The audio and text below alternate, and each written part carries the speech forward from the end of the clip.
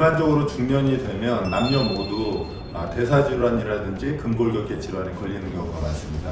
대체적으로는 남성들에게 대사질환, 심혈관계 질환들이 많고요. 여성에는 근골격계 질환들이 많이 생기고 있습니다. 그래서 운동을 시작할 때는 유산소 운동과 근력 운동을 같이 시작하시는 것이 가장 이상적이고 건강에 도움이 되겠습니다.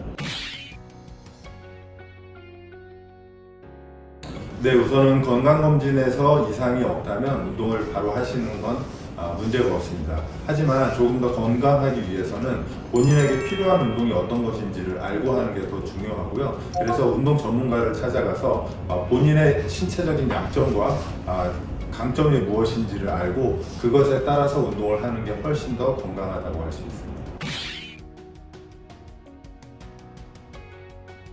일반적으로는 이제 운동을 시작하기 전에는 모든 준비 운동이 같이 필요합니다. 하지만 내가 어떤 운동을 하느냐에 따라서 준비 운동은 각각 달라지는데요.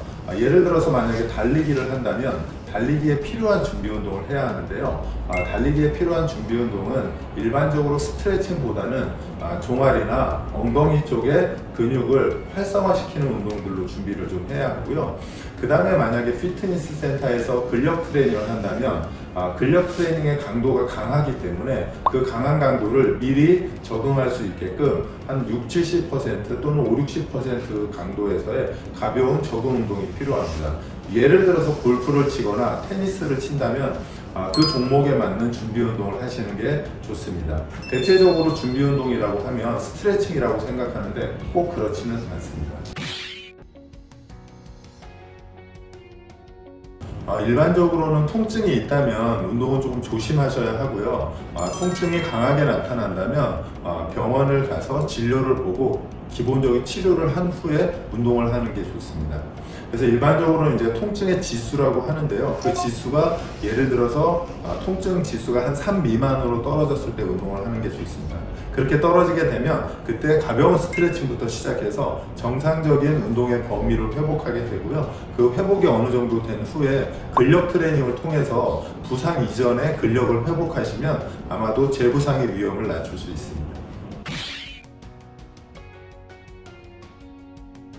일반적으로 아마 병원에서 물리치료 또는 도수치료 많이 받아보셨을 텐데요. 병원에서의 치료는 생각해 보시면 주로 환자가 누워있고 치료사들이 그 환자를 움직이게 해줍니다. 그러니까 스스로 움직이는 게 아니라 타인이 나를 움직이게 해주기 때문에 내가 나의 근육을 스스로 움직이는 운동은 아닙니다. 하지만 이제 운동 재활은 내가 내 몸을 스스로 움직이게 해서 나의 근육의 유연성과 강도, 움직임을 조절하는 것을 다시 재학습해서 정상적인 운동을 만들어내는 그런 것을 운동 재활이라고 하거든요. 그래서 크게 나누다 보면 병원에서의 치료는 수동적인 누가 해주는 것이고요. 운동 재활은 내가 한다고 생각하시면 될 것 같습니다. 퇴행성 관절염은 노화, 비만 또는 외상, 그리고 잘못된 자세, 무리한 운동 등에 의해서 생기는데요.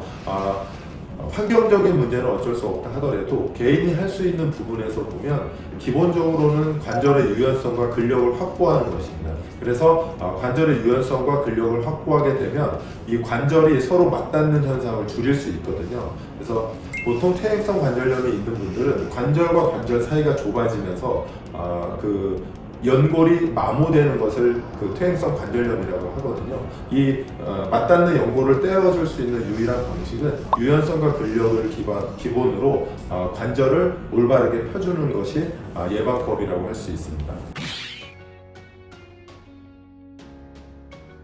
네, 기본적으로는 허리 디스크나 협착증이 있어도 운동을 하셔야 합니다. 왜냐하면 허리 디스크와 협착이 생기는 여러 가지 요인 중에 근력이나 유연성의 문제에 의해서 생기는 경우가 많거든요. 그래서 일반적으로 협착이나 디스크가 있는 어떤 느낌이 있다면 병원 진료를 보시고요. 그 병원 진료 후에 기초적인 치료를 하시고요. 그리고 나서 운동을 진행하시면 됩니다. 그래서 기본적으로 디스크나 협착을 예방하거나 회복하기 위해서 좋은 방법은요. 몸에 움직이는 자세를 좋게 만드는 거예요.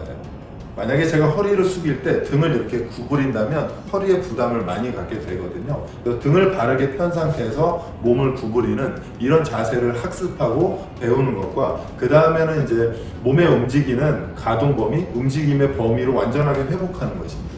정상적인 허리는요, 구부리고 그리고 펴고 그 다음에 회전을 하는 동작이 정상적으로 이루어졌을 때 디스크나 협착증이 예방되거나 회복될 가능성이 굉장히 큽니다.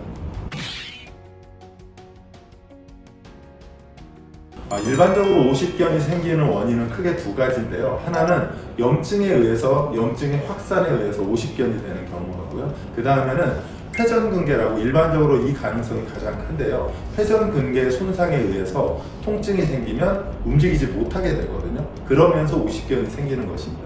이 두 개의 질환 모두 최종적으로는 움직임이 되지 않는 것입니다. 그래서 그 움직임을 확보하기 위해서 가장 간단한 스트레칭을 제가 하나 알려드리겠습니다. 양손에 깍지를 끼신 후에요, 완전히 깍지를 끼시고 손을 앞으로 쭉 내밀어 주십니다. 이 상태에서 몸을 곧게 펴시고요, 손을 쭉 들어 올려서 제 팔이 몸통선까지 올라가게 되면 아마 오십견은 절대로 있지 않을 것입니다.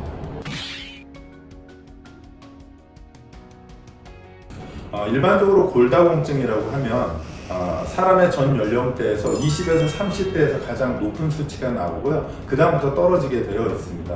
만약에 이 화면을 보시는 분이 중년이라면 아마도 떨어지고 있을 텐데요. 골다공증을 예방하기 위해서는 기본적으로 음식의 섭취는 칼슘 위주의 섭취가 좀 필요하고요. 두 번째로 만약에 운동을 하신다면 근력 운동을 통해서 근육이 뼈를 잡아당기는 자극에 의해서 골다공증이 예방되거든요. 그리고 또 하나는 줄넘기처럼 간단하게 뛰면서 발에 충격을 주는 동작들이 골다공증을 예방하는 데 있어서 좋은 운동들입니다. 기본적으로는 만성 피로가 있다는 것은 아마도 수면과 활동량의 조화롭지 않음에서 생기거든요. 그래서 첫 번째는 수면 양을 내가 충분히 확보했는지가 중요하고요. 그 시간은 아시다시피 7시간 정도의 수면이 필요합니다. 그런데 만약에 내가 7시간 정도의 정상적인 수면인데도 피곤함을 느끼다면 아마도 본인의 몸에 근력 또는 신체 에너지가 없어서 피로가 느끼는 경우가 많거든요. 이럴 때는 조금 피곤함을 느낄 때 가벼운 근력 운동을 하거나 유산소 운동을 했을 때 몸에 에너지가 생기면서 피로가 떨어질 가능성이 있습니다. 그래서 피곤하다고 무조건 잠을 자거나 휴식을 취하는 것은 좋은 선택은 아닙니다.